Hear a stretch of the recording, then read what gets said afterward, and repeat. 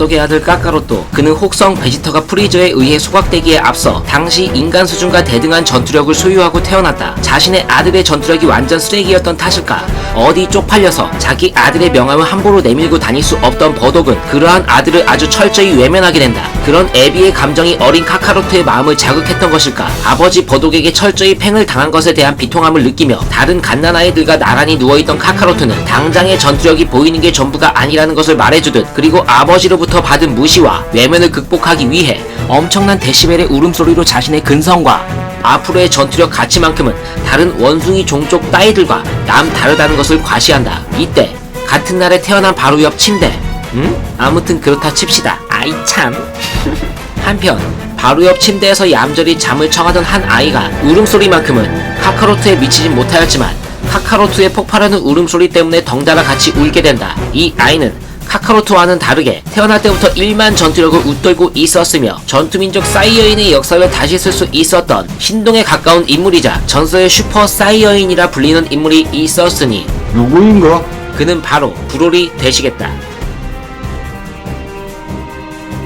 엄마는 mother, 아빠는 father. 사이어인은 자웅동체가 아니기 때문에 브로리도 엄마가 있었을 것이다. 토리야마 아키라는 아마도 브로리의 엄마에 대한 이야기 설정을 그려놓지 않았을 것이다. 굳이 억측을 해보자면 두 가지로 논해볼 수 있다. 첫째, 애비의 행동 특성상 이미 브로리의 엄마는 브로리라는 훌륭한 열매를 수확했으므로 필요가치가 떨어질 대로 떨어졌고 이미 그에 의해 토사구팽이 됐음과 더불어 혹성 베지터가 파괴될 당시 탈출조차 꿈도 못 꾸고 다른 이웃 사촌들과 자연스럽게 멸족되지 않았을까. 둘째, 사실 브로리는 버독의 아내 기네로부터 태어난 사생아였던 것이다. 버독의 잦은 해외 출장을 틈타 오래전부터 기네를 마음에 두고 있던 브로리의 아빠는 넘지 말아야 할 선을 너무 지나친 상상의 나래였나 봅니다. 어떠한 악플도 사랑합니다. 브로리의 아버지 파라가스, 그는 천지적 소질을 가지고 태어난 자신의 아들을 보며 기쁨을 말로 표현할 수 없었을 것이다. 화 속에 복이 있고 복 속에 화가 있듯 그러한 기쁨과 행복은 마치 찰나의 순간이었던 것이다. 그렇다. 갓 태어난 아기 브로리의 전투력이 1만인 것을 알아채니가 있었다. 그는 바로 자신의 종족들로부터 100%의 지지율을 얻고 있던 베지터 왕 되시겠다. 부하 직원으로부터 브로리의 탄생 소식을 보고받게 된 그는 여차하면 왕위 세습과 세자 책봉은 물론이고 베지터 가문이 절대 왕정의 유지가 흔들릴 수 있다는 점, 자신의 말단 직원 나부랭이 아들이 너무나도 경이로운 전투력을 가지고 태어나서 훗날 자신에게 큰 힘이 될지도 모르겠다는 기대감보다는 전투 천재로 태어난 자신의 아들 베지터의 명성에 앞으로 큰 걸림돌 같은 존재가 될 것 같은 점이 더 크게 부각될 것이라 생각이 든 베지터 왕은 자신의 충성스러운 부하 파라가스의 통촉해달라는 강곡한 목소리를 뒤로한 채 갓 태어난 브로리와 자신의 100% 지지율을 99%로 만들어버린 주범 파라가스도 덤으로 같이 정리하라고 지시한다. 파라가스는 물론이고 힘을 쓰는 방법과 상대방의 살기를 구분할 줄 몰랐던 브로리는 방비를 제대로 할 수 없었기에 자객의 암살에 의해 피로 물든 비극적인 운명을 맞이하게 되고 브로리는 베지터 왕의 밑에서 수년간 개처럼 일해왔던 자신의 아버지 파라가스와 함께 1+1으로 폐기 처분된다. 파라가스, 여지껏 베지터 왕을 위해 충성을 다해왔던 그의 노력, 그리고 받아왔던 베지터 왕에 대한 배려, 이런 것들이 되려 부메랑이 되어 파리 목숨으로 보답해준 베지터 왕의 은덕, 어느덧 어떻게든 살아남겠다는 그의 의지는 저짙은 저 죽음 속으로 던져버리고자 했던 가운데 자신의 손을 잡고 있던 아버지의 체온으로부터 비통함이 고스란히 브로리에게 전달됐던 것일까? 브로리 자신이 가지고 있던 잠재 파워가 발현되어 코앞까지 다가온 죽음으로부터 탈출하게 된다. 선천적으로 타고난 그의 본성 문제였을까? 아니면 과거 환경의 영향으로 인하여 삐뚤어진 탓이었을까? 탈출 후 극악무도 통제가 불가능한 난폭한 성격의 파괴자로 변해버린 브로리 되시겠다. 그로 인한 탓으로 파라가스는 한쪽 눈을 잃게 되고 그 후 브로리의 넘쳐나는 파워를 두려워하게 된 파라가스는 특수장치를 만들어 그를 제어함에 있어 성공의 깃발을 꽂게 된다. 태어났을 땐 베지터 왕으로부터 견제를 받고 베지터 왕으로부터 버림받은 브로리, 이제는 아버지로부터 천부적인 재능에 대해 견제와 통제를 받으며 그렇게 그는 아버지의 손과 발이 되어 아버지의 입맛에 맞는 맞춤식 전투민족으로 살아가게 된다. 시간이 약이야, 나 순간이야.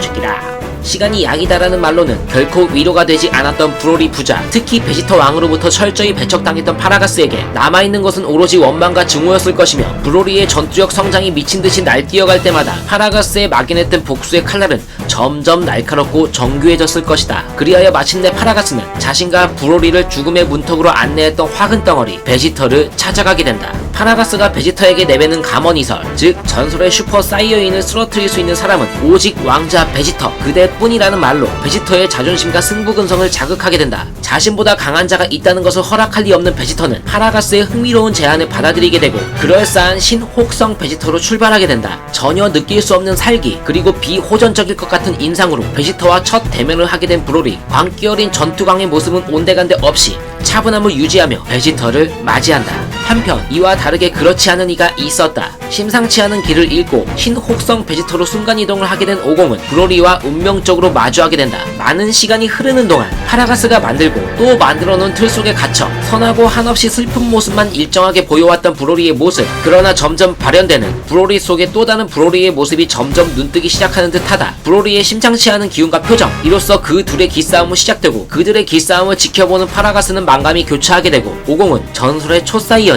브로리라는 것을 알게 된다. 베지터 갈 필요 없어, 전설의 초사이언은 바로 여기 있어 라고 말을 던지는 오공. 베지터는 선오공이 자뻑 시전을 하는 줄 알고 카카로트에게 잘난 척 하지 말라고 대답을 한다. 마침내 파라가스의 음모가 여실히 드러나게 된다. 그렇다, 브로리의 상상 이상의 가공할 만한 능력에 힘입어 오로지 베지터에 대한 복수만 생각했던 것과는 달리 지구에 남아있는 사이어인들, 즉 훗날에 있을지 모를 방해물들을 모두 자신이 꾸며놓은 세트장으로 데려와서 혜성과 충돌할 때 모두를 말살시키고 파라가스는 브로리와 함께 살기 좋은 지구로 본거지를 옮겨서 우주를 지배할 속셈도 있었던 것이다. 어릴 적부터 자신의 한계를 하나하나 깨뜨려 나가며 자신의 프라이드가 구겨지는 것을 용서치 않는 베지터. 자신보다 더 강한 상대만 보면 설레어하며 흥분의 극에 달하는 사이코패스 선호공. 그리고 실전 전투 경험은 전혀 없으며 아버지 파라가스가 추구하고 브로리에게 강요했을 법한 베지터에 대한 복수의 방향과 목표와는 달리 어릴 적 카카로트의 울음소리 때문이었을까, 점점 파괴만이 그리고 카카로트에 대한 분노만이 머릿속을 지배하는 브로리. 이들의 필연적인 주먹 다짐이 시작되는 듯하다. 전설의 초사이어인의 정체를 알게 된 베지터는 파라가스의 음모 따위는 중요치 않았다. 하지만 브로리의 시선은 베지터 따위는 들어오지 않았다. 베지터의 공격을 마저도 꿈쩍하지 않으며 오로지 일편단심 카카로트를 향해 다가가는 브로리. 점점 높아지는 그의 기, 그리고 그러한 길을 늘 자신의 틀 속에 가둬왔던 파라가스.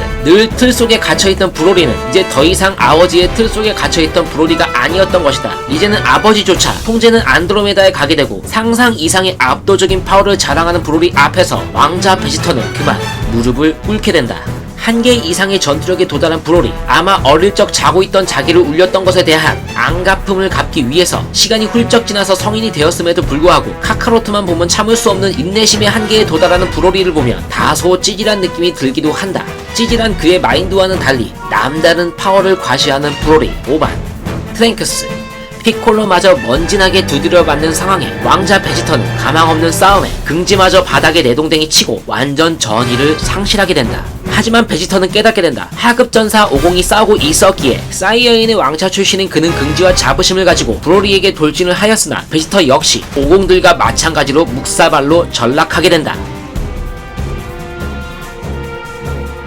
순수 사이어인의 본성이 완전히 개방된 브로리와 오공 패거리들의 싸움을 지켜봤던 파라가스. 평생 브로리를 손바닥 위에 놓고 쪼물딱거렸던 그는 더 이상 통제가 불가능하기 때문에 본인의 원대한 꿈은 날아가 버렸으니 아들 브로리는 더 이상의 필요 가치가 없는 것이다. 자신이 꾸며놓은 세트장과 함께 브로리를 버리고 탈출을 시도하며 구성이란 찾아볼 수 없는 파라가스. 탈출을 해봤자 이미 아들 브로리의 손바닥. 아들로부터 닥쳐오는 위기 앞에 비겁한 변명으로 파라가스는 모면을 힘쓰지만 악마 브로리에 의해 1인용 우주선에서 비참한 최후를 맞이하는 파라가스 되시겠다. 한편 오늘 내일 하며 숨을 헐떡대고 있는 제트 전사들 가운데 브로리를 전설로 남기기 위해 오공은 정자세로 그에게 다가간다. 오공 혼자만의 힘으로 결코 브로리를 이길 수 없다는 것을 몸소 체험하게 된 피코로를 필두로 오공에게 미력한 힘을 보태주게 되고 혼신의 힘을 다한 오공의 주먹질 한 방에 의해 그는 형장의 이슬로 사라지게 된다. 전설의 슈퍼 사이어인 브로리. 그는 어느 사이어인들보다도 종족 본연의 특성과 위험을 지대로 보여주었다. 타의 추종을 불허하는 상상 이상의 전투력을 갖고 있었으나 태어난 순간부터 베지터의 전투력을 능가한다는 이유 하나만으로